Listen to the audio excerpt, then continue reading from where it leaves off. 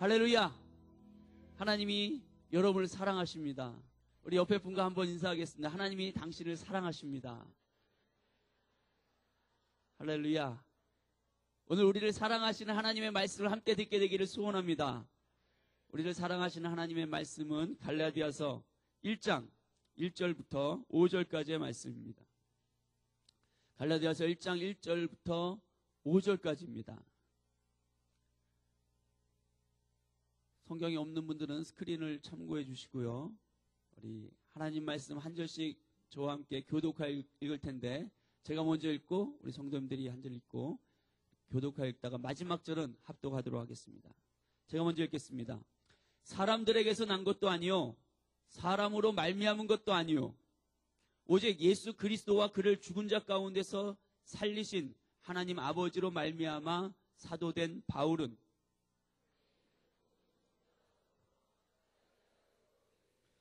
우리 하나님 아버지와 주 예수 그리스도로부터 은혜와 평강이 있기를 원하노라.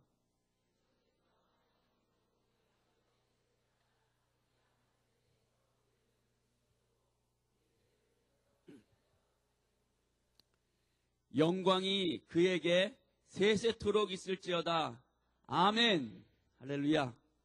함께 읽은 본문 말씀 배경으로 은혜와 평강이 너희에게 있을지어다, 이런 제목으로 하나님 말씀을 함께 나누기 원합니다. 하나님께서 지금 이곳에 우리와 함께 하시는 줄로 믿습니다. 우리가 그것을 어떻게 할 수 있을까요? 하나님이 지금 이 자리에 우리와 함께 하십니다. 이것을 우리가 어떻게 할 수 있을까요? 지금 이곳에 보이지 않지만 공기가 있는 것을 우리가 아는 것처럼 우리가 눈에는 보이지 않지만 발전소에서부터 전선을 타고 전기가 흘러와서 지금 이렇게 전등을 밝히고 있는 것처럼 전기가 흐르고 있다는 것을 아는 것처럼 또 바람이 보이지 않지만 불어오는 것을 느낄 수 있는 것처럼 하나님이 여기 우리와 지금 함께하고 계시다라고 하는 사실을 우리는 우리의 영으로 성령께서 우리의 영을 통해서 하나님이 지금 이곳에 우리와 함께 하신다는 것을 알게 하시는 줄로 믿습니다. 그것이 바로 우리의 몸 속에 있는 영의 기능입니다. 하나님을 알 수 있도록, 그분을 경험할 수 있도록, 그분을 사랑하고 기뻐하고 교제하고 그분을 예배할 수 있도록 하는 우리 몸의 기능이 바로 영이라는 것입니다. 하나님은 사람이 살아있느냐 죽어있느냐 그것을 무엇으로 보시는가 하면 바로 그의 영이 살아있느냐 죽어있느냐로 보십니다. 창세기 2장 7절에 보면 여호와 하나님이 땅의 흙으로 사람을 지으시고 생기를 그 코에 불어넣으시니 사람이 생명이 된지라, 이렇게 말씀하십니다. 생명이라고 하는 말은 히브리어로 네페시 하야라고 하는데 살아있는 존재라고 하는 의미입니다. 사람의 몸에 하나님의 생기, 즉 성령이 들어와서 그때 사람이 진짜 살아있는 사람, 진짜 생명이 되었다라고 성경이 말씀하고 있는 것입니다. 하나님이 영이시기 때문에 사람도 영의 존재가 되어야만 하나님을 알 수 있고 그분을 경험할 수 있고 그분을 사랑하고 교제하며 예배할 수가 있다는 것입니다. 하나님은 사람들을 지으시고 그들에게 모든 것들을 허락하시고 그들을 축복하셨습니다. 그렇지만 하나님은 하나님이 창조의 주인이시고 사람은 그분의 만드신 피조물이라는 사실을 우리 인간이, 사람이 알기 원하셨습니다. 하나님은 사람이 하나님을 바르게 알기 원하셨다는 것입니다. 그래야만 사람도 온전히 살 수가 있기 때문입니다. 그래서 에덴 동산의 모든 나무의 열매는 사람이 먹고 싶은 대로 다 마음껏 먹으라고 말씀하셨지만 단 하나, 선악을 알게 하는 나무의 실과는 절대 먹지 말라, 이렇게 말씀하셨습니다. 그것은 하나님과 사람 사이의 경계선 같은 것이었습니다. 그것은 하나님의 절대 주권을 상징하는 나무였다는 것입니다. 그것을 넘어서는 날에는 마치 자동차가 중앙선을 넘어서 달려올 때는 자동차가 사고가 날 수밖에 없는 것처럼 하나님은 그들에게 반드시 죽으리라 말씀하셨습니다. 그러나 뱀으로 상징되는 사단이 아담과 하와에게 와서 하나님을 대적하고 반역하도록 유혹했습니다. 아담과 하와는 그 유혹에 넘어가서 하나님이 금지하신 그 나무의 열매를 먹음으로써 나도 하나님과 같이 되겠다 라고 하는 반역의 죄를 짓게 됩니다. 그들은 어떻게 되었을까요? 하와는 뱀에게 이 열매를 먹어라. 하와는 뱀에게 이 열매를 먹으면 죽을지도 몰라. 그렇게 얘기했지만 뱀은 하와에게 이렇게 얘기합니다. 너희가 결코 죽지 아니하리라. 그런데 성경을 보면 아담과 하와가 그 선악을 알게 하는 나무의 실과를 먹은 다음에 죽었습니까? 죽지 않았습니까? 죽었습니까? 안 죽었습니까? 얘기가 분분해지는데 여러분 죽지 않았죠? 아담이 몇 살까지 살았는지 아시는 분? 네?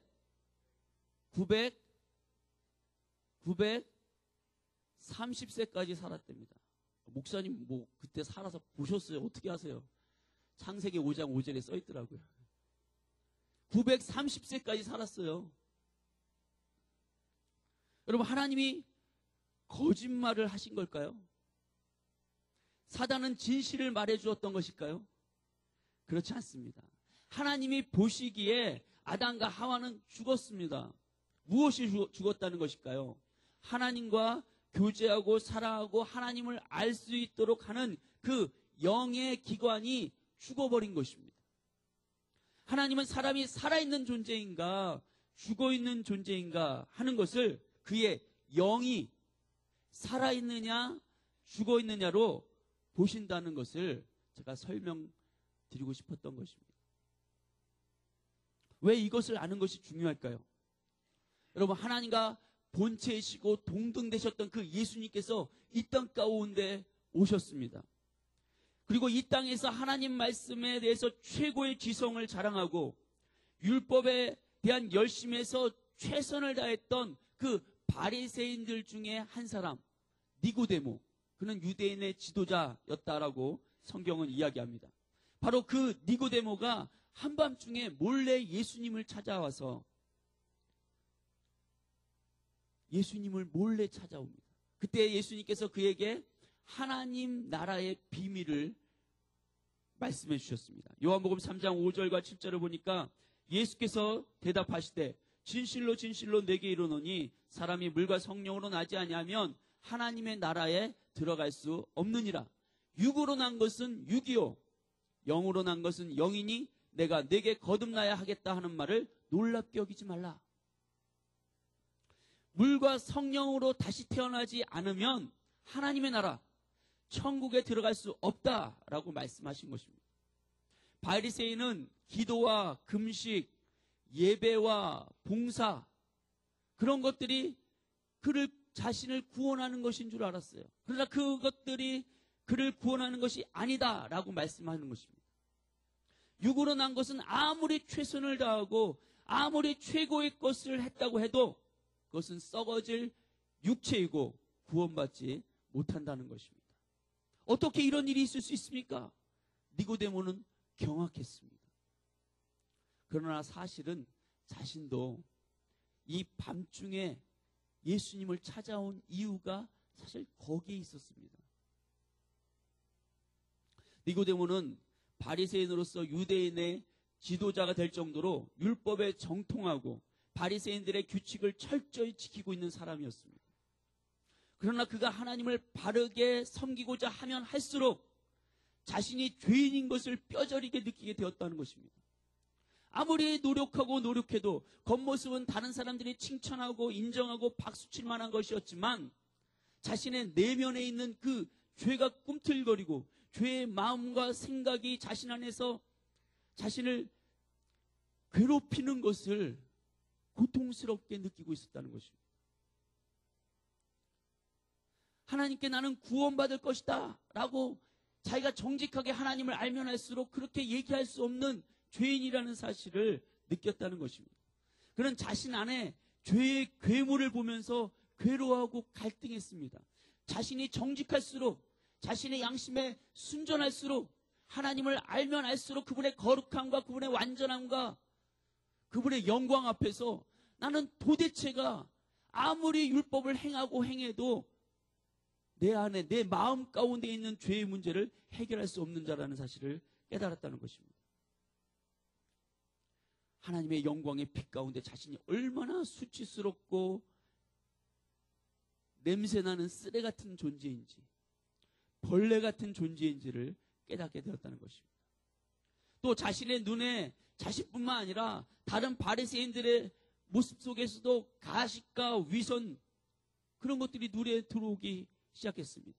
그래서 내가 나 자신을 향해서 자학하고 비난하고 정죄하는 것만큼 그들을 또 정죄하고 분노하면서 그들에 대한 그 분노의 마음 때문에 또 괴로워하고 갈등하고, 그렇게 괴로워하면서, 그렇지만 사람들 앞에서는 태연하게 거룩한 바리새인의 모습으로 하고 다니던 어느 날 그는 예수님을 만나게 되었습니다. 그리고 예수께서 하시는 말씀에 깜짝 놀랐습니다. 왜냐하면 예수님은 마치 자신의 마음속을 들여다보고 계신 것처럼 말씀하고 있었기 때문입니다.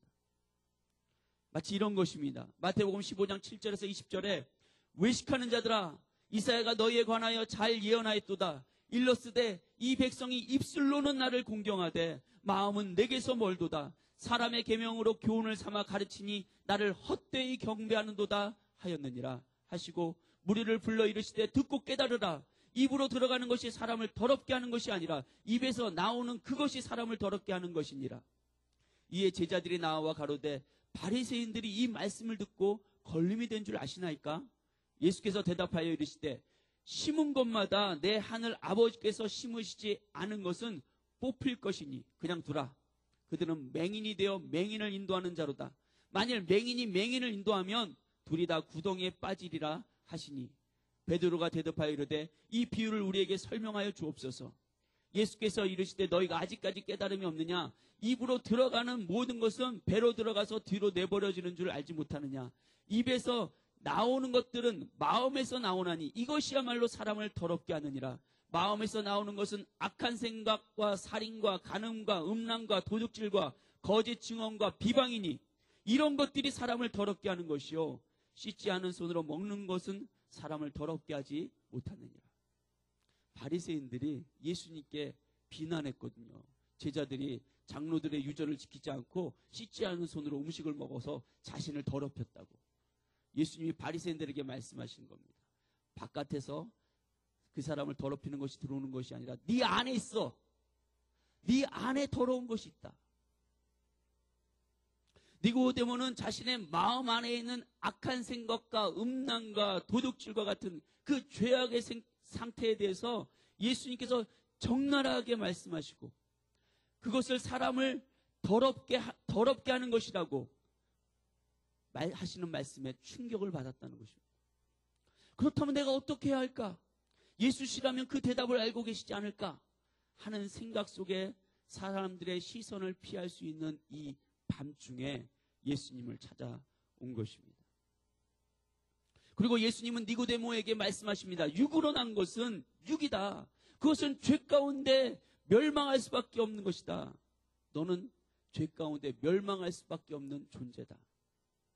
인간이 죄를 많이 짓기 때문에 죄인이 아니라 세상은 그렇게 생각하지만 하나님은 그렇게 보시지 않는다는 것입니다. 인간이 죄인이기 때문에 죄를 짓는 것이다.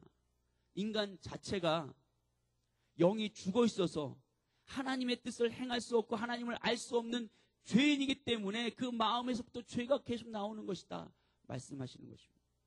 마치 사과나무이기 때문에 사과 열매를 맺는 것과 같습니다.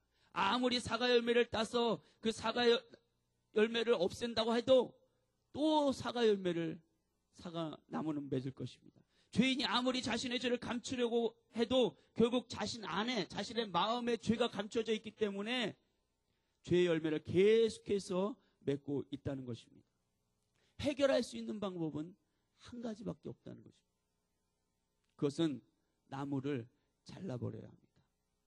그러나 그것이 어떻게 가능하겠습니까? 니고데모가 그렇게 질문하는 것입니다. 내가 부모님 뱃속에 들어왔다 다시 태어날까요? 예수님은 이 질문에 대해서 이렇게 말씀하십니다. 요한복음 3장 14절에서 16절. 모세가 광야에서 뱀을 든 것 같이 인자도 들려야 하리니 이는 그를 믿는 자마다 영생을 얻게 하려 하심이니라. 하나님이 세상을 이처럼 사랑하사 독생자를 주셨으니 이는 그를 믿는 자마다 멸망하지 않고 영생을 얻게 하려 하심이라. 모세가 광야에서 하나님께 범죄하여 맹독을 가진 뱀에게 죽어가는 그 이스라엘 백성들을 위하여 놋뱀을 만들어서 장대에 달아 그것을 높이 들었습니다. 그리고 그것을 쳐다보는 자는 살 것이다 라고 하나님의 말씀을 전했습니다. 그런데 예수님도 나무에 달리시고 들려야 한다고 말씀하시는 것입니다. 바로 십자가에 달려 죽으실 예수님 자신을 말씀하고 있는 것입니다.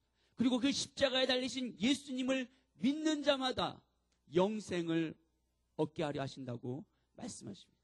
이것이 거듭나는 방법인 것입니다.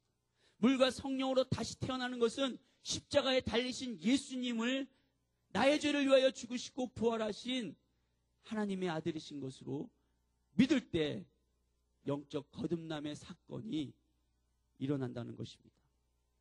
그런데 이 거듭남이 일어나는 예수를 믿는 믿음, 이 믿음 안에는 몇 가지 필요한 요소들이 있습니다. 그것은 바로 내가 말할 수 없는 죄인이라는 사실을 깊이 깨닫는 것입니다. 내 삶에 여러 가지 죄로 말미암는 죄의 열매들, 거짓말하거나 부모님께 불순종하거나 이런 죄의 열매들만이 아니라 바로 내가 바로 죄 자체라는 사실을 깊이 깨닫게 되는 것입니다. 이것이 바로 율법의 역할입니다. 성경의 역할이라는 것입니다. 율법의 역할은 죄를 깨닫게 하는, 죄를 죄로서 드러나도록 깨닫도록 하는 것입니다.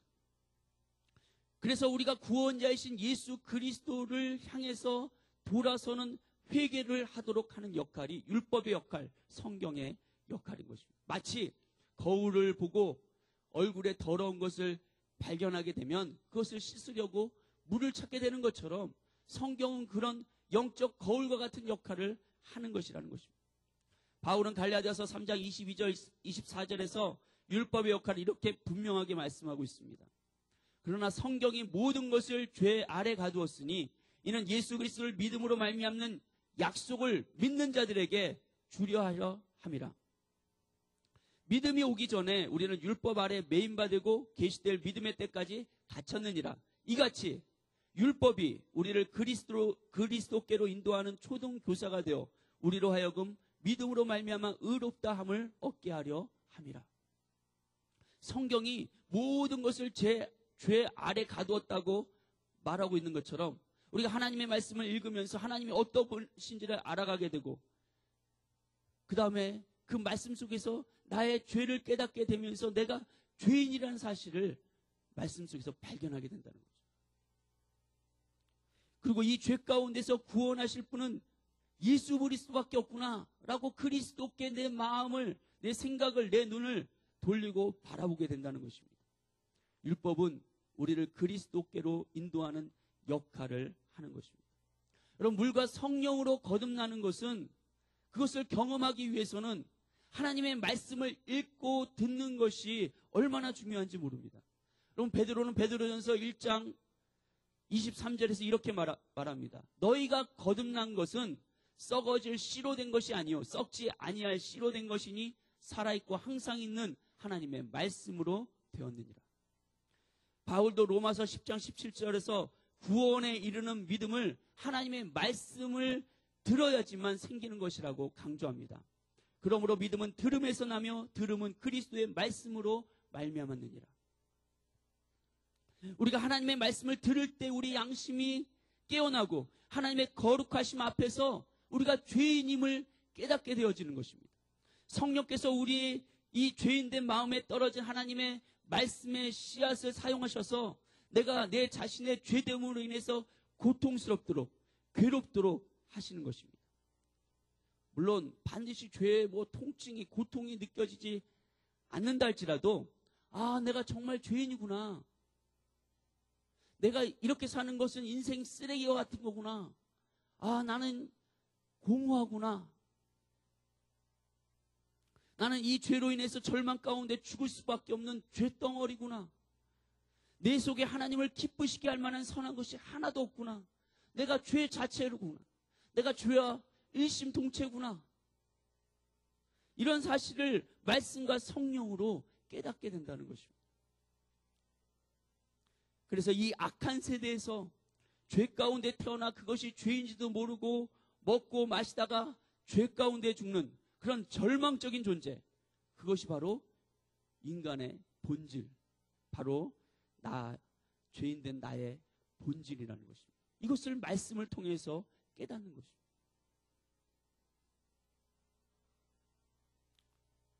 그러나 이런 죄에 대한 깊은 각성을 성령의 빛으로 발견할 수 있는 사람은 정말 복된 사람입니다. 그 사람은 자신이 소경인 줄 깨닫고 이제 예수님을 찾아서 내 눈을 좀 뜨게 해달라고, 내가 좀 보게 해달라고 그렇게 예수님을 찾아오게 되는 것입니다. 자신이 볼 수 있는 사람이라고 생각했던 바리새인들은 오히려 예수님께 나오지 않고 예수님은 그들을 향해서 스스로 본다고 하니 너희 죄가 그대로 있다라고 말씀하셨습니다. 내가 참으로 죄인임을 깨닫는 사람, 그 죄로 인해서 영원한 멸망 가운데 심판받을 수밖에 없는 사람이라는 사실을 성령의 빛으로 깨닫는 사람은 예수님의 십자가에서 구원의 빛을 발견할 수 있는 것입니다. 문제는 내 죄됨을 깨닫지 못하는 것이 문제인 거죠. 그래서 이것 때문에 눈물로 중보하는 것입니다. 탄식하며 기도하는 것입니다. 오늘 본문 4절에서 바울은 그리스도께서 하나님 곧 우리 아버지의 뜻을 따라 이 악한 세대에서 우리를 건지시려고 우리 죄를 대속하기 위하여 자기 몸을 주셨으니 라고 선포합니다. 이것이 십자가 복음의 핵심입니다. 로마서 3장 23절에서 26절까지 바울은 이렇게 선언하게 됐습니다.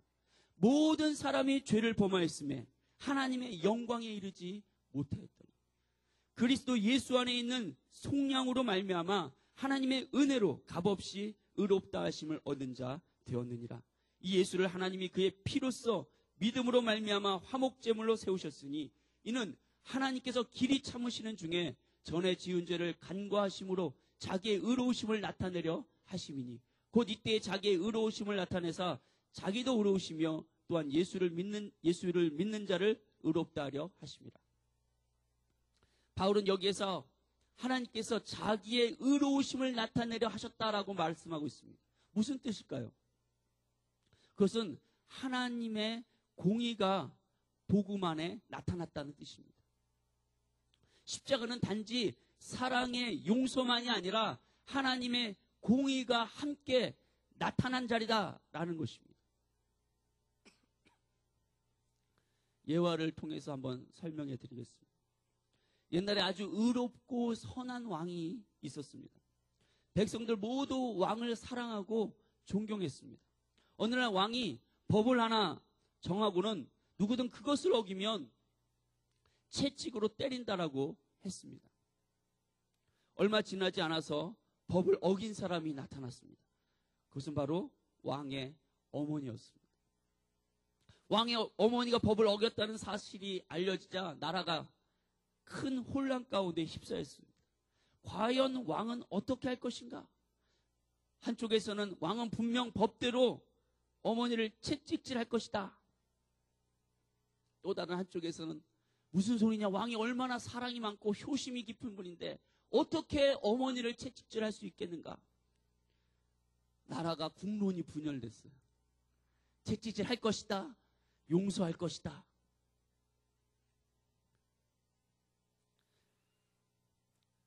드디어 왕의 이 죄에 대한 집행일이 다가왔습니다. 왕은 용서할 수도 법대로 집행할 수도 없는 긴박한 상황에 놓이게 되었습니다. 많은 백성들이 왕의 판결을 듣기 위해서 온 백성이 법정 앞에 모여서 숨을 죽인 채 귀를 기울였습니다. 드디어 왕이 입을 열었습니다. 채찍으로 쳐라. 공의를 요구했던 사람들은 박수를 치면서 잘한 결정이라고 환영을 했습니다. 그러나 용서를 원하던 사람들은 어떻게 왕이 저럴 수가 있는가? 그러면서 수군거리기 시작했습니다. 잠시 후 병사들이 채찍을 내려치려는 그 찰나에 왕은 잠깐만 하고 외치더니 모두 어리둥절하고 있는 사이에 자신의 왕복을 벗고는 어머니 뒤로 가서 어머니를 안는 것이었습니다. 그리고 왕은 다시 외쳤습니다. 채찍으로 내리쳐라. 바로 이 이야기 속에 하나님의 공의와 사랑을 만족시켜드리는 예수님의 대속의 원리가 숨겨져 있습니다. 여러분, 피 흘림이 없으면 사함이 없느니라. 이것은 하나님이 정하신 법이었습니다. 레위기 17장 11절에 육체의 생명은 피에 있음이라 내가 이 피를 너희에게 주어 단에 뿌려 너희 생명을 위하여 속하게 하였나니 생명이 피에 있으므로 피가 죄를 속하느니라. 죄는 죽음으로 갚아야 하고 그 죽음은 피 흘림이 있어야 한다는 것입니다. 속죄하기 위해서는 한 사람이 꼭 죽어야 하고 피를 흘려야 한다는 것입니다. 그만큼 그 죄에 대해서 엄중하게 묻는 것이죠.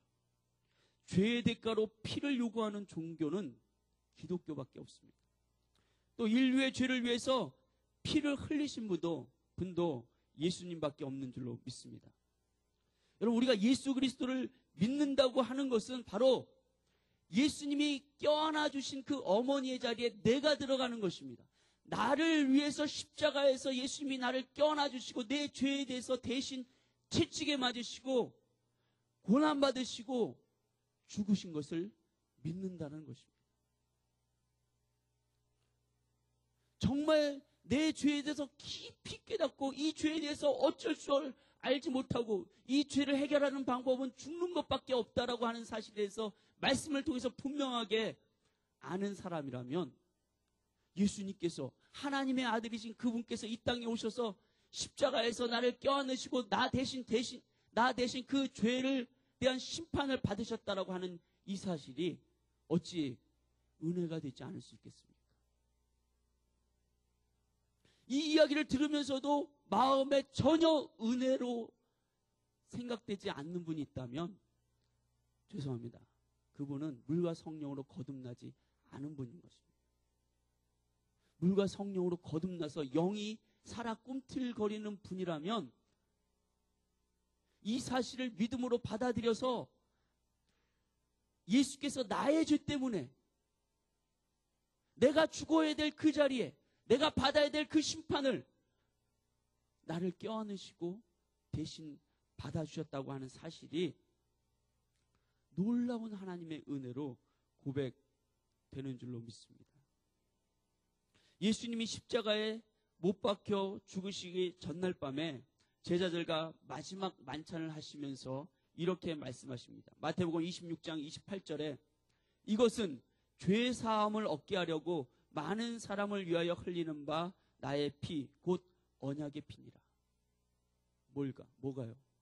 성만찬에서 쓰는 그 포도주를 예수님의 피를 상징한다고 우리가 성찬식 때마다 이렇게 마시는 그 포도주를 예수님이 제자들에게 주면서 이것은 죄사함을 얻게 하려고 너희가 죄사함을 얻게 하려고 많은 사람을 위하여 흘리는 바 나의 피 곧 언약의 피라고 말씀하십니다.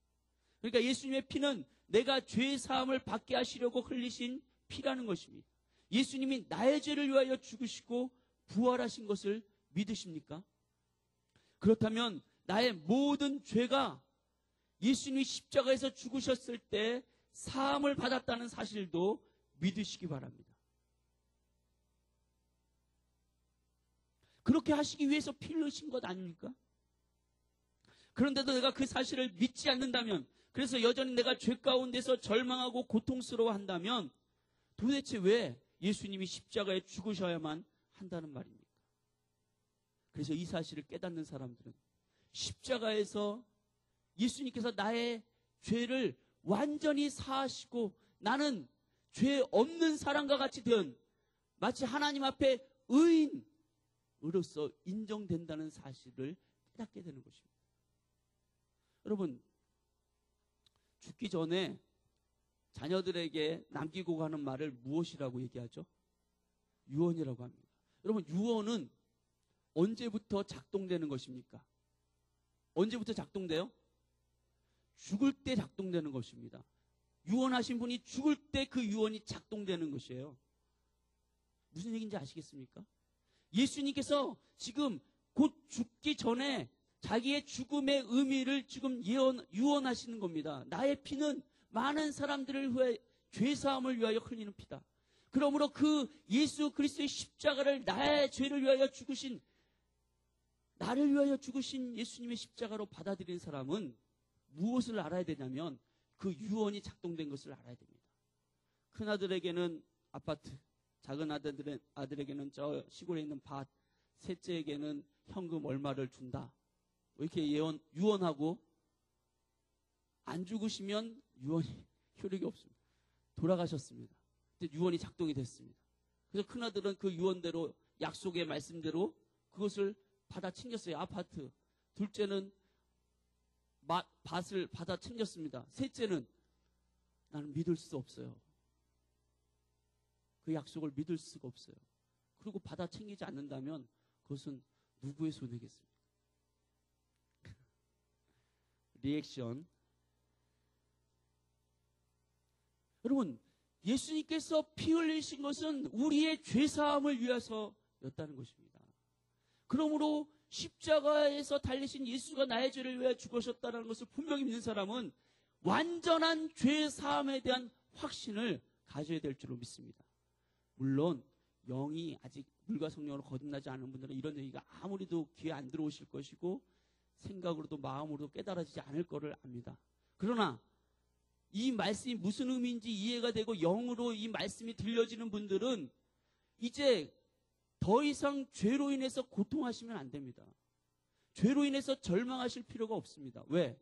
완전한 죄사함을 십자가에서 이루어 놓으셨기 때문입니다. 할렐루야. 목사님, 알겠는데요. 그러나 또 돌아가서 또 죄가 죄 짓고 있는데요. 물론 그렇습니다. 그럼 뭐하고 이게 도대체 어떻게 된 겁니까? 물론 우리가 예수를 믿고 거듭났는데도 불구하고 우리가 여전히 육체 가운데 있다는 사실을 알아야 합니다. 이 육체를 벗어버리면 좋겠는데 아직 그렇지가 못한 것입니다. 이 육체에는 어떤 육체냐면 아직도 죄의 옛 습관이 남아있는 육체입니다.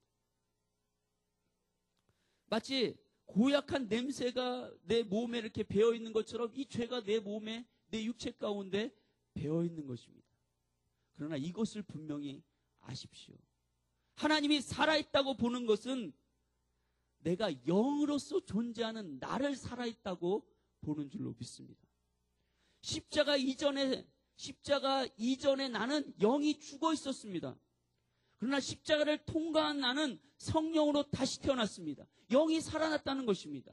그러므로 이제 나는 주님과 한 영이 되어서 나의 영, 성령으로 거듭나고 성령님과 연합되어진 그 영이 내 안에 있고 내가 그 영을 쫓아 살려고 해야 하는 것입니다. 우리가 그 영, 성령을 쫓아, 성령과 연합된 내 영을 쫓아 살아가고자 할 때 우리는 육체의 습관을 벗어버리게 되는 줄로 믿습니다. 영으로서 육을 죽이는 일들이 나타나게 된다는 것입니다. 성경은 자기의 육체를 위하여 심는 사람은 육체로부터 썩어질 것을 거두게 될 것이지만 성령을 위하여 심는 사람은 성령으로부터 영생을 거두게 된다고 말씀하고 있습니다.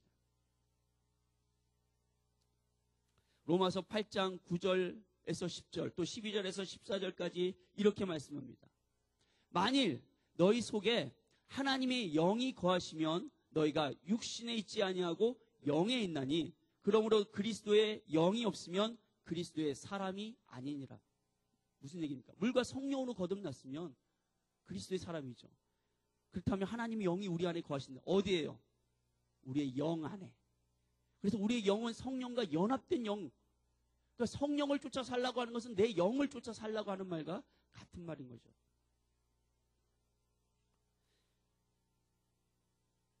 또 그리스도께서 너희 안에 계시면 몸은 죄로 말미암아 죽은 것이나 영은 의로 말미암아 살아있는 것이니라. 그렇기 때문에 이어서 이렇게 우리에게 또 권면합니다. 12절부터 14절. 그러므로 형제들아 우리가 빚진 자로 돼 육신에게 져서 육신대로 살 것이 아니니라.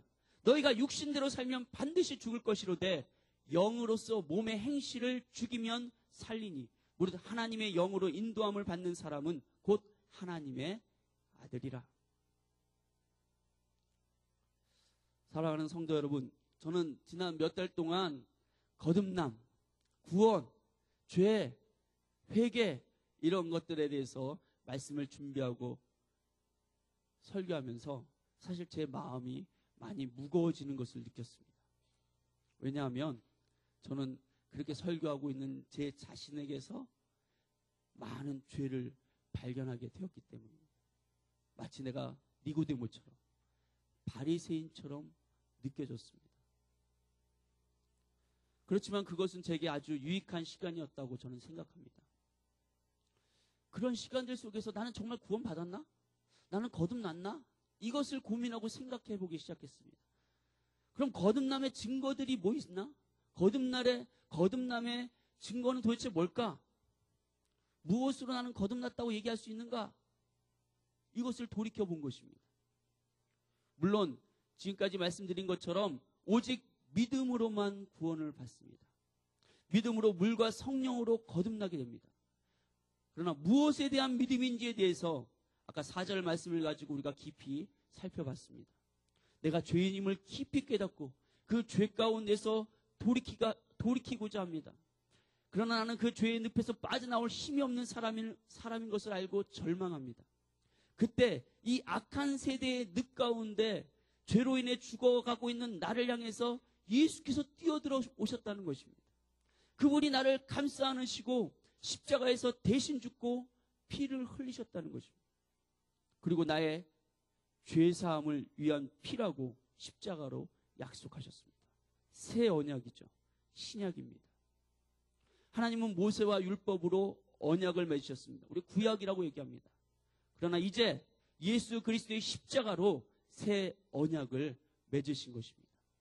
누구든지 십자가에 달리신 예수 그리스도를 믿는 믿음으로 나아오면 그는 죄에서 사함받고 하나님의 의인으로 자녀로 인정된다는 그 복음의 약속인 것이죠. 이것을 믿으십니까? 그렇다면 그분은 거듭난 것입니다. 할렐루야. 거듭난 거예요. 십자가 복음 아닌 다른 복음으로 거듭날 수가 없습니다. 마지막 때가 된 것을 깨달아야지 천국에 갑니까? No, 그렇지 않습니다. 많은 선행을 해야 구원을 받습니까? 아니요, 그렇지 않습니다. 십자가의 복음을 정확히 아는 사람들이 물과 성령으로 거듭나고 구원을 얻게 되는 줄로 믿습니다. 여러분, 이렇게 구원받은 거듭난 사람의 큰 증거 가운데 하나는 은혜로구나. 은혜로구나. 감격이 터져 나오는 겁니다. 말할 수 없는 은혜, 갚을 길 없는 은혜, 내 영혼을 감격시키는 이 은혜, 그 은혜의 고백 가운데 있는 사람에게 하나님 이렇게 또 말씀하십니다. 내가 너의 모든 죄를 내 아들의 피로 다 씻었다. 그러므로 너는 나와 화목하자. 나와 평강을 누리자. 나와 평화를 누리자. 로마서 5장 1절에서 2절 또 10절에서 12절에 이렇게 말씀합니다. 그러므로 우리가 믿음으로 의롭다 하심을 받았으니 우리 주 예수 그리스도로 말미암아 하나님과 화평을 누리자.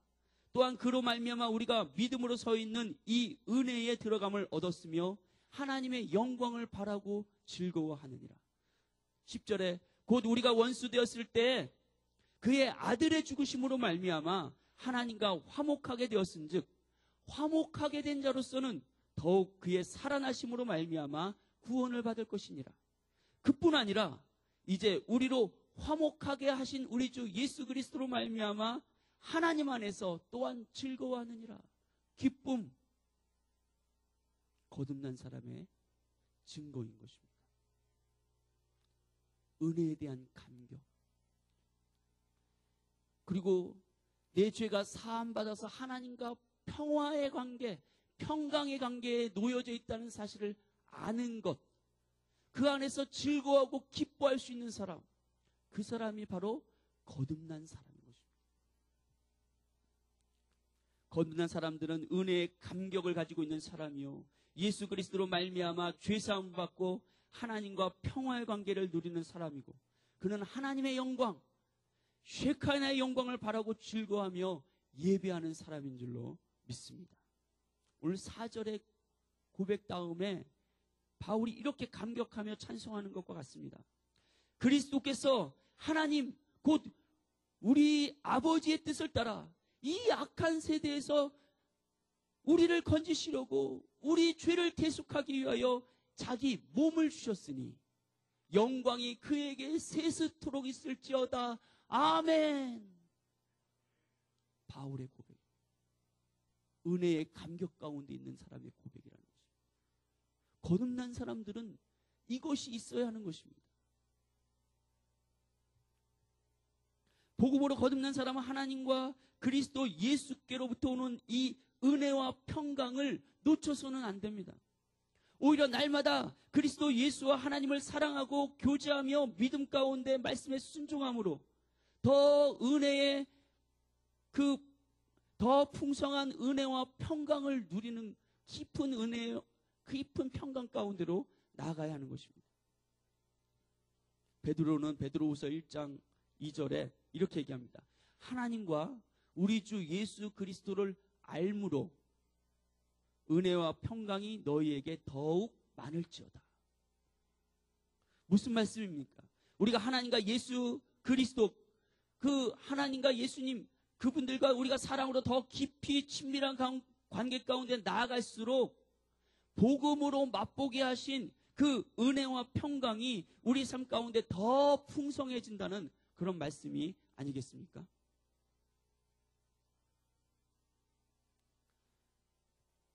여러분, 내가 내 삶에 은혜의 감격이 없고 하나님과 화목을 누리지 못하고 있다면 내가 사단의 거짓말에 속아서 내가 이 주시는 은혜와 평강을 누리지 못하고 있다는 사실을 아셔야 합니다. 거듭난 사람인 것이 분명하다면, 이것이 거듭남의 증거로 열매로 내 삶 가운데 나타나지 않는다면, 내가 거듭났다고 확신하는데 예수님께서 나의 죄를 위해서 죽으셨다는 걸 분명히 믿는데도 이것이 나타나지 않는다면 돌이켜야 됩니다. 그리고 처음으로 다시 가셔야 돼요.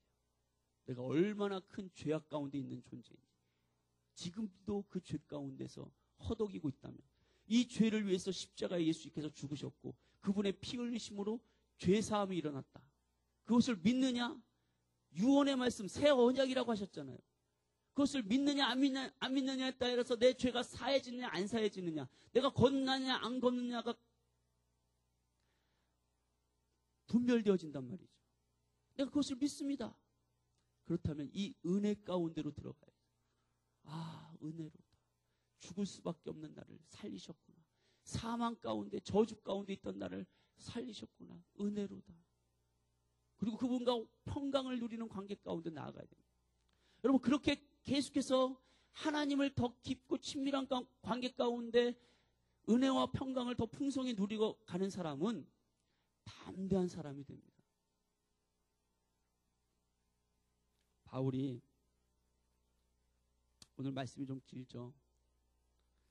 바울이 자신의 사도됨을 오늘 1절에 이렇게 표현합니다. 사람들에게서 난 것도 아니요, 사람으로 말미암은 것도 아니요, 오직 예수 그리스도와 그를 죽은 자 가운데서 살리신 하나님 아버지로 말미암아 사도된 바울은, 자신을 설명하는데 엄청 길게 설명합니다. 옛날에 저는 대학교 때 신입사원 환영 때 이렇게 자신을 소개했습니다. 예, 저는 광산 김씨 판강공파 28대 손으로서 왕손입니다. 진짜로 그렇게 소개했어요. 바울은 자신이 사람에게로부터가 아니라, 사람들에게서 난 것도 아니라, 사람으로 말미암은 것도 아니라 오직 예수 그리스도와 그를 죽은 자 가운데서 살리신 하나님 아버지로 말미암아 사도된 바울, 이렇게 얘기합니다. 이 고백이 얼마나 담대한 고백입니까? 사람들이 나에 대해서 무엇이라고 말해도, 어떻게 비난하고 정죄하고 조롱해도 나는 나 자신의 근원이 사람들에게서 난 것도 아니요, 사람으로 말미암은 것도 아니요, 내 삶의 뿌리가 오직 예수 그리스도와 그를 죽은 자 가운데서 살리신 전능하신 하나님, 그분에게 있다고 고백하는 것입니다. 그렇기 때문에 바울은 담대하게 어느 자리든지 내 백그라운드가 하나님이시기 때문에, 온 우주의 통치자이시기 때문에, 나를 사랑하사 나를 위하여 자기 몸을 버리신 예수 그리스도가 내 존재의 뿌리이기 때문에 어느 곳에 가든지 두려워하지 않을 수 있었던 것입니다. 그 은혜와 평강을 누리면 누릴수록 자신의 정체성, 자신의 존재됨이 더 분명하게 세워지고 어느 자리에 가든지 꿀리지 않았던 것입니다. 돈이 없다고 꿀리지 않고, 아프다고 꿀리지 않고, 가난하다고 꿀리지 않았습니다. 힘없다고 꿀리지 않았습니다. 왕 앞에서도 당당했습니다. 수많은 무리들 앞에서도 당당했습니다. 왜냐하면 그보다 더 많은 하나님이 나와 함께 하신다는 사실을 그는 알았기 때문에. 바울이기 때문에 가능한 걸까요? 그렇지 않습니다. 요한복음 1장 12절 13절에서 성경은 이렇게 우리에게 대해 이야기합니다. 영접하는 자, 곧 그 이름을 믿는 자들에게는 하나님의 자녀가 되는 권세를 주셨으니 이는 혈통으로나 육정으로나 사람의 뜻으로 나지 아니하고 오직 하나님께로부터 난 자들이니라. 나의 출생, 나의 배경, 내 삶의 뿌리, 내가 지금 하고 있는 모든 일의 근원이 하나님, 우리 주 예수 그리스도, 그분이라고 거듭난 사람들은 그렇게 고백할 수 있다고 요한복음 1장 12절 13절은 우리에게 말씀하고 있는 줄로 믿습니다. 여러분, 이런 담대한 고백 가운데 세상에 나가야 우리가 세상의 죄와 싸우고 세상의 유혹과 싸우고 세상을 정복해 갈 수 있는 것입니다.